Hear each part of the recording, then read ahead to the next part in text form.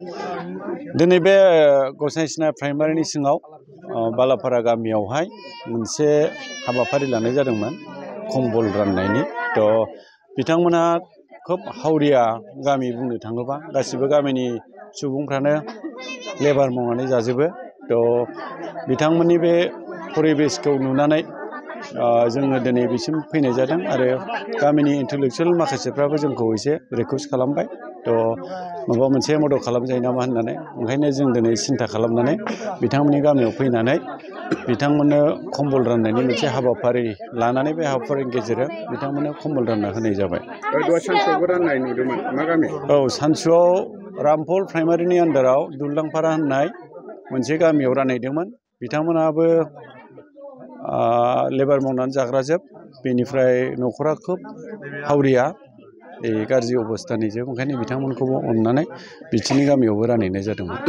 जों मिथिनो मोन्दों बावैसो सान सिगां नोंथाङा माखासे गानग्रा जोमग्रा ड्रेसबो राननानै होदों। दरबेसे गामिनो रानना होआ? गासै 9थासो गामि जादों खोमा। 9थासो गामियाव जाय बोराय आरो बुरि एबा जायफोरहा सि जोम बायनायाव एसे थोनो जायो एबा खस्थ' मोननानै दङमोन, गोजां जागासिनो दंमोन, बे सुबुंफोरखौ जों नागिरनानै लिस्ट लादोंमोन। लिस्ट लानानै 9थासो गामिनिखौ राननो हानाय जाबाय आरो। बे गस्ला सुइटार रानना होनाय जादों।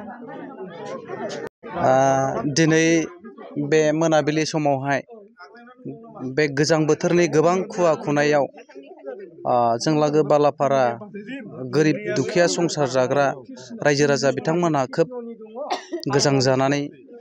गोजांनायनिफ्राय बिराद खस्थ' मोननानै दंमोन। दा बे समावनो सासे जाखांफु कन्ट्राक्टर आदा बिरखां बर'आहाय बे बालाफारा गामिनि रायजो राजानि गोजां जानाय दुखु दाहाखौ मिथिनानै, खोनानानै, बुजिनानै जों लागो बालाफारा गामिनि रायजो राजानो गोजांनायनिफ्राय बारग'नो थाखाय मोनसे मोजां रोखोमनि अनसुंथाइ अर्थात कम्बल राननानै होफैदों।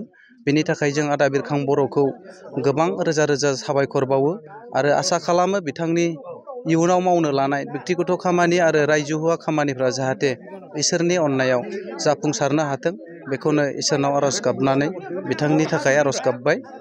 एसेनोसै, गोजोन्थों।